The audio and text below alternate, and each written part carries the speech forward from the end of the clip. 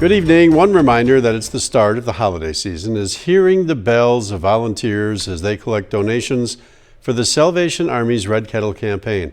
Now today, News 19 helped with that process. Dan and I were there earlier. News 19's Heather Armstrong is there now from Festival Foods in Onalaska for your shift, Heather. Oh, well, let me tell you something, Dave. We had a few people step in to help us. I brought my kids' bells because there's nothing like it. Check this out. Despite the weather, steady flow of people, we can't even fit money in the kettle. So I'd say we've done a pretty darn good job. Mary and her son Christopher are helping us out with this little hour shift in between, and you're doing a great job. Mary, you started volunteering with your kids when they were young, so why did you think that was so important? Well, I wanted them to understand that you needed to give something back to your community, and this was a great way for them to do it. They would sing, they had fun, they loved it. They still do some of the things today yet, so it's great. You know what? You were saying how Christmas is a cheery time of year, and I think volunteering, you get to know people. We were sitting here talking, and I learned you're a mother of triplets who you also brought along to volunteer. You had a funny story, though, about one time what happened with my bag. I thought that was funny. Tell the story. Well, you were doing, you're interviewing people down at the Torchlight Parade, and you had set your bag down on the trailer that had for the Rotary Lights. And the parade started, and you were still involved in what you were interviewing, or whoever you were interviewing, and all of a sudden you noticed that your bag was missing, and my son realized it, and he went looking for you. Yeah, the train took off with my bag, which was funny. So again, your son helped me. I learned something else. A different son. And you volunteer at Rotary Lights, and I learned something else. Tell people about the reindeer down there. That the reindeer are female because the males shed their horns, and you need to have horns on the reindeer. So they have female here that come every year. So I'm telling you, I am learning something new every day. I have to say, a lot about volunteering is getting to know people. This is fun. If you don't have the money to give, come down, give some time. You get to make new friends. Christopher just graduated from U of M, and he's looking for a job. Tell us what you're looking for. Yep, I'm kind of looking for an entry job in architecture or internship in architecture, yep. All right, we got to hook you up because you know what? This guy has been volunteering. He's been ringing bells since he was a kid. I heard he was singing songs then, but I'm not going to put him on the spot. And we're going to send it back to you, and I'm just going to give you one more ring from my son's bell. Okay. Heather, thanks very much. Ringing bells, providing recruiting opportunities to volunteer. You could go to registertoring.com. We want to turn to the weather for a moment because drizzle began falling early this morning around 9, bringing some fog to the area. Now it's snow. Downtown La Crosse earlier today saw a handful of people brave the dreary weather. There's been a pretty constant misting throughout the day. The roads are slicker now, colder temperatures, rain turning, as Dan is going to tell you, to snow right now. He's here with La Crosse's first forecast. Yeah, Dave, that process already complete in the immediate La Crosse area, and roads are going to be slippery as temperatures are falling off very, very quickly. This is what radar looks like. You can see the darker purple areas there, so some of the heaviest of that is to the north and northwest of La Crosse, and roads certainly are getting slippery with that. It's a little less and more scattered here to the south, but I do believe we're going to have to put up with some slippery areas. Right now, a winter weather advisory out for Wabasha and Buffalo County until 9 p.m. this evening. As much as 2 to 4 inches possible there with slippery roads expected. Today's highs were in the 30s across southeast Minnesota, 32 in Rochester, but down in Lone Rock it was actually up to 53 degrees. Now our current temperatures, as you can see, are sharply turning downward. It's 52 in Lone Rock, but pretty soon it's going to be in the 30s there as well. I'll have the rest of those details coming up in just a bit. Dave? All right, Dan, thanks. The second person wanted in a January fatal shooting in La Crosse is in custody in Arizona. Nelson D. Brown, arrested on November 25th by U.S. Marshals in Mesa, Arizona. Marshals took Brown into custody on an arrest warrant from La Crosse County in connection with an early January shooting that led to the death of Ernest Knox. In March, Brown had charges filed against him, including first-degree intentional homicide and party to the crime in connection with that shooting. He made a court appearance on Saturday where he was charged with being a fugitive from justice, and he now awaits extradition from Arizona back to Wisconsin. New numbers show a concerning trend for gun deaths in America. A new study found gun death rates increased for most demographic groups in recent years. The study looked at gun deaths over the past 3 decades, which amounted to more than 1 million deaths. Researchers saw a dramatic, unprecedented increase from 2019 to 2021, when gun deaths went up by more than 25%. The study was published today in the medical journal JAMA Network Open. Well, gun deer season now over in Wisconsin, and the DNR is sharing some totals. Close to 800,000 licenses purchased by hunters, 63% of those coming from online transactions. Just over 200,000 deer were registered, with under half of them donning antlers, some keeping their prize to mount while others consume that deer. But DNR officials say donating the meat helps out in so many ways. As we've talked in the past, the venison donation program continues to be a pillar of how hunters are working to give back to their communities through the donation program. We had over 100,000 deer that have been donated to the food pantries since the program began. Lobner says that 1,200 deer are expected to be donated this year, down slightly from 1,300 last season. We turn now to an urgent push to avert a potential nationwide rail strike. President Biden is asking Congress to immediately take up legislation to adopt a tentative deal on work contracts that some of the rail workers' unions have already rejected. The White House says a strike would devastate the U.S. economy, and some experts estimate it would cost about $2 billion a day. The White House racing against the clock to keep rail workers on the job and avoid what President Biden says would be a crippling shutdown of the nation's critical freight railroads. Rail workers could abandon their posts as soon as next Friday if all 12 unions that represent them do not unanimously agree to a tentative work deal reached in September. President Biden urging Congress to step in and force a deal. There's a lot to do, including resolving the train strike, what we're doing now, and Congress, I think, has to act to prevent it. It's not an easy call, but I think we have to do it. The economy's at risk. So far, 8 of the rail workers' unions have agreed to the tentative deal led by the Biden administration this fall. It comes with a 24% pay raise for rail workers by 2024, annual bonuses of $1,000 and a cap on health care premiums. But the contract talks stalled as 4 of the unions, which represent a majority of the workers, also pushed for paid sick leave to be added. Experts say a strike would devastate the U.S. economy and affect everything from our water supply to food and farm products. Hundreds of business groups, including the American Trucking Associations, joining President Biden's call for Congress to override the unions voting against the negotiated agreement. The president and Congress have come to the realization that a strike would be too hard on the economy, particularly at this time when inflation is so high. Well, Speaker Nancy Pelosi says the House will consider legislation this week to avoid a rail shutdown. Democrats will need at least 10 Senate Republicans to approve any measure. A deal has been struck at the University of Wisconsin-Madison, as you probably know, bringing a new face to the Badgers football program. Luke Fickell is the 31st head football coach for the Badgers. The now former Cincinnati head coach and former Ohio State assistant was the National Coach of the Year last year.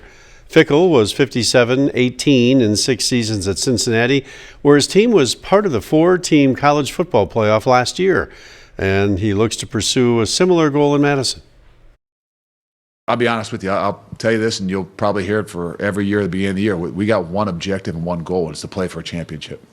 And I said that when I started at Cincinnati, and that is open-ended, but it gives you a lot of flexibility of things you do. You have an opportunity in this league. If you're playing for a championship, amazing things can happen. As for where the new coach stands with defensive coordinator and interim head coach Jim Leonhard, Fickell said he spent an hour with him on Sunday and will meet with him again tomorrow. Well, solving food insecurity can start in the classroom. That's the goal for this month's Tools for Schools recipient. Hamilton Soda teacher Mike Lawrence plans to use the $1,000 to develop what's called a vertical flex farm in the school's cafeteria. The vertical hydroponics system would produce vegetables and fruits like lettuce and strawberries, and this gives students the opportunity to create their own food and utilize technology they'll most likely use in the future. With our pollution, land usage, water shortages, that this is the way a lot of human beings are going to go with small units like this in their homes or in their schools to grow produce. Shelf life is a lot longer, less water usage, less land usage, and less pollution as far as transportation. Lawrence's students are in charge of how to check the pH and nutrient levels of the water each day. They're also responsible with teaching other students how to use the farm. Funding for projects like this would not be possible without our sponsors, the Board Store, Riverbank, Ryan Schultz and Associates of American Family Insurance, and Dependable Solutions. Amazing, exciting, practical information for kids in something that's very important, and that's how they're going to feed themselves in the future. If you'd like to apply, you go to wxow.com/tools. Well, coming up, why some Senate lawmakers are working to protect same-sex and interracial marriage. This legislation will raise serious issues for religious liberty. We'll take a look at that debate when we come back.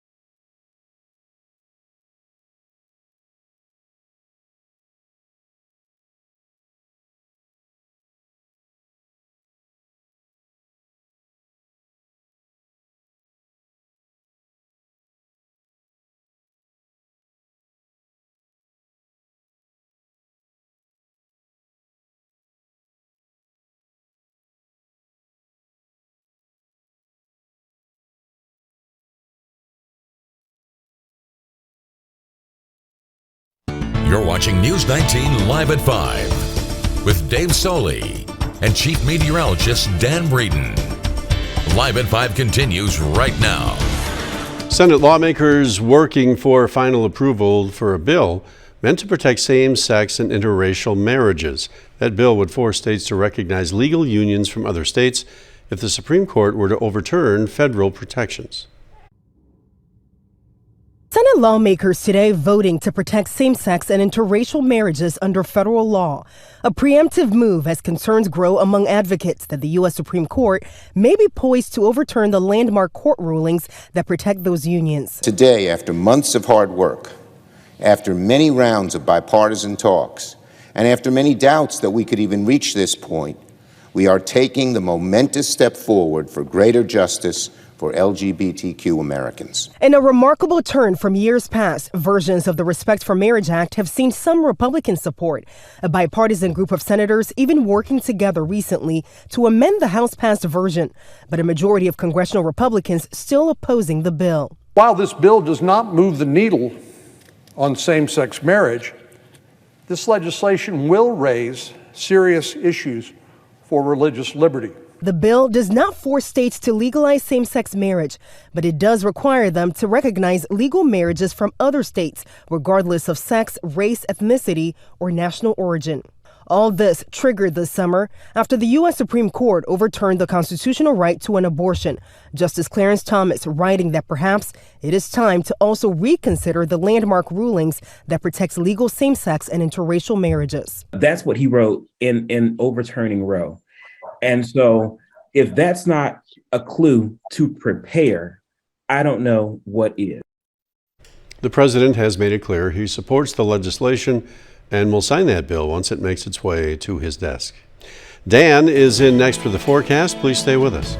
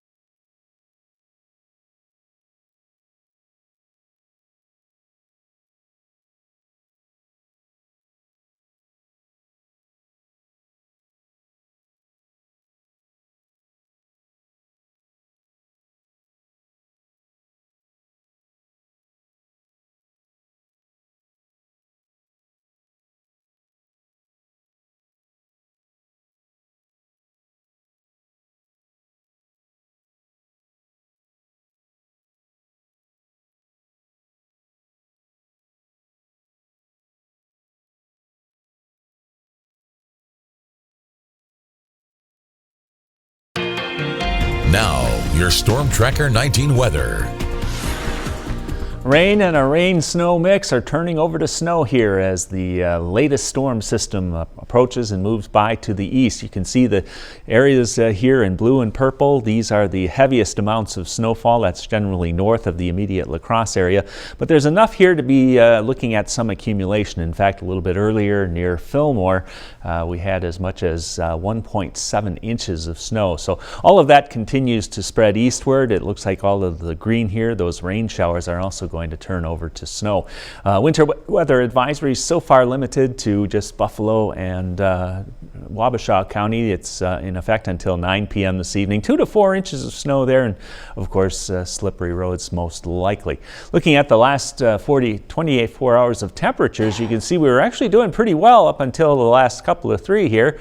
33 degrees by 3 p.m. We're now down to 31 degrees at 5 p.m. Looking at the high temperatures, you can see the coldest readings in the 30s to the north and west, and we even did manage to reach briefly into the lower to middle 50s down to the south and east. But current temperatures show the influx of that cold air moving eastward. Lone Rock will soon be in the 30s, 38 degrees right now in Boscobel. It's 30 in Viroqua and 31 degrees here in La Crosse. And couple that with northwesterly winds. At times we had some of the wind gusts up to around 30 to 35 miles per hour. So it's going to be a very chilly and rather gloomy forecast for this evening. Here's the center of the low pressure system. It's to the south and east and moving to the north and east. This cold front at the same time is now moving into that low pressure system and allowing that changeover from rain to snow. This is what it looks like on a closer basis. Again, the heaviest of the snow is just to the north of La Crosse. Putting Futurecast into motion, it's not going to stick around very long. This is by 9 p.m., so we should be done with it, and that's going to leave us with mostly cloudy to partly cloudy sky overnight tonight. Partly cloudy sky as we head into tomorrow. Tomorrow night, mostly clear conditions, And it looks like as we head into Thursday, just a few high thin clouds and otherwise a fairly nice day. Looking at the next 7 days or so of precipitation chances, really it's just tonight, and then it looks like we're going to be in pretty good shape here all the way into and through the weekend. Temperatures 25 degrees for tomorrow. That shows you the depth of the cold air. 34 on Thursday, then 45 on Friday. From there, then again, we get back into some mighty cold air. 31 right now in La Crosse, feels like 18 with northwest winds at gusting to 29 miles per hour. The pressure is falling and our river stage is steady at 5.28. Our high today topping out at 40 degrees this morning. We had 30, 39 and 24 are the normals. Our forecast for tonight, the snow ending early, then colder with west to northwest winds 15 to 25. For tomorrow, the high 25, partly cloudy and windy with west winds up to 30. For tomorrow night, the low near 10 above, mostly clear, a west wind at 10 to 20, and the extended on Thursday, sunshine to mark the start of December, the high 34, mostly cloudy on Friday with a high near 45. For Saturday and Sunday, we'll have plenty of sunshine. Temperatures on Saturday only 24, but rebounding to 35 on Sunday. Then there will be chances of snow showers. It looks like the best chance Monday night and into Tuesday. And again, variability in those temperatures, 30s and some 20s as well. Dave? All right, Dan, thanks very much. Well, coming up, will those packages arrive in time? It depends on how far it's going. And, you know, timing is everything if you're sending something. We'll look at that when we come back.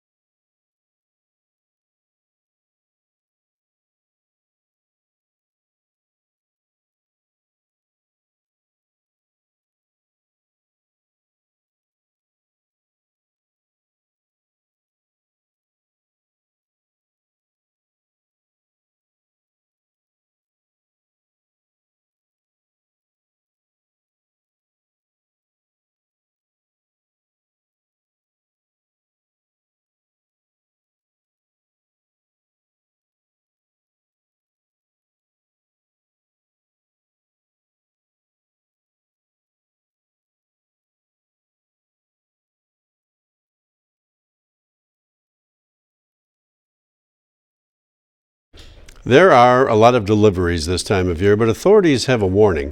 Be on the lookout for people who steal items from your porch. Officials say the best targets for the so-called porch pirates are populated neighborhoods with minimal lighting. Authorities say combating this practice requires photos, videos, or some kind of description to identify a suspect. You see a new person who you don't think should be there, and they're kind of stopping, looking at all the houses, more or less casing the house. That would be something worthwhile calling in on. If you're worried about your package, police advise leaving a note for the delivery driver to put it somewhere safe or ask a friend to pick it up. The mail carriers and delivery services say you better order your gifts soon because if you don't, they may not make it in time for Christmas. James Kenner, who owns the UPS store in Eau Claire, says mailing on time is especially important this time of year. Christmas falls on a Sunday when UPS doesn't deliver, and it costs extra to deliver on Saturdays. He says there's staff to handle the holidays, but are kept busy with Christmas deliveries and Amazon returns. So Kenner says the sooner you can ship your gifts, the better, preferably ahead of the week before Christmas to give your packages time to get to your porch. It depends on how far it's going. Pretty much anywhere in Minnesota or Wisconsin gets there next business day. But if it's like the coast, like California or Florida, that takes about a week, 4 to 5 business days. If you're shipping with the United States Postal Service, they say to drop off your packages by December 9th if you want them to arrive by the 25th. They say you can push it to the 22nd if you use Priority Express mail. We're back in just a couple of minutes. Final look at the forecast.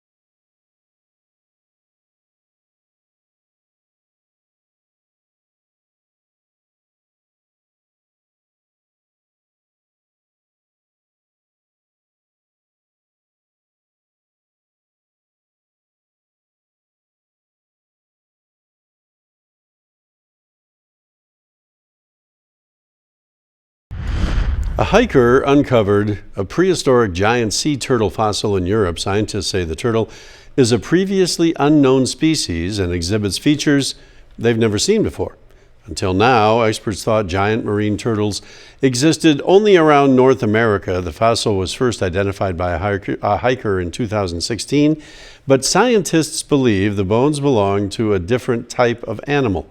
Researchers estimate the age of the fossil of that specimen to be 72 million years old. That's pretty old. It is. Yeah. Not quite as old as you, but thank you. I would set you up well, and you took just the bait. ran right with it. Yeah, you sure did. Well, let's talk about that snowfall and radar. We can see the areas of blue, the darker shades indicating some of the heavier snows, up to an inch maybe in the La Crosse area at most. All right, Dan, thanks. Thank you. Hope to see you back here at 6. Good night.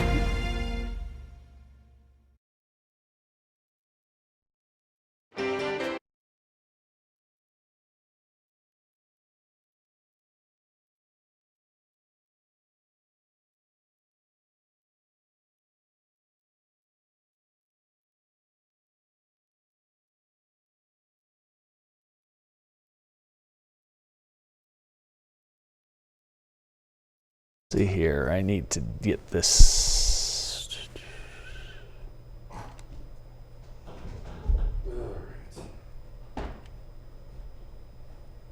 Okay, we'll use that one.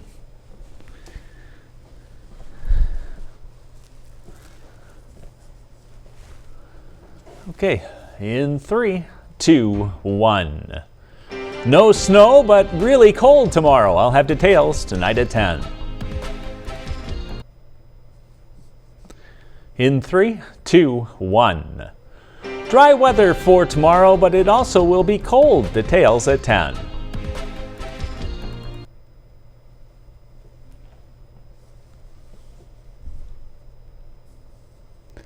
Okay, in 3, 2, 1. The latest storm system is just about out of the picture. That means the snow is coming to an end, but much colder air is filling in behind it. I'll have details.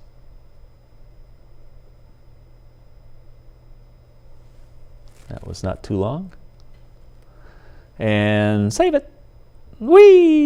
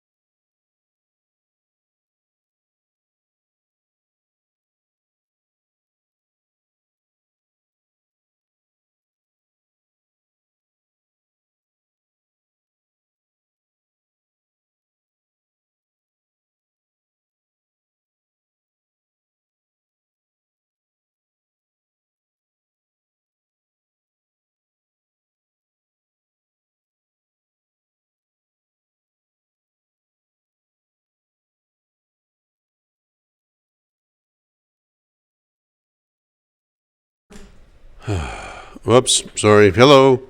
1, 2, 3, 4, 5, 6, 7, 8, 9, 10. Testing 1, 2, 3, 4, 5, 6, 7, 8, 9, 10. Testing 1, 2, 3, 4, 5.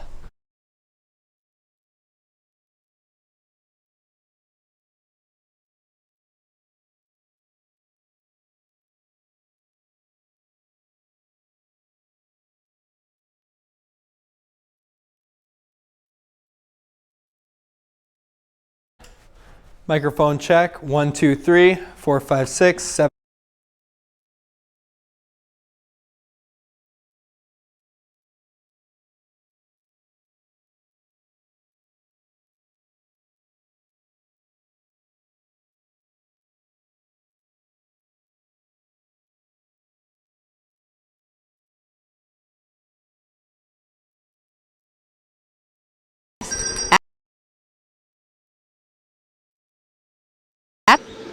Oh, you want to get in here? Look, check it out.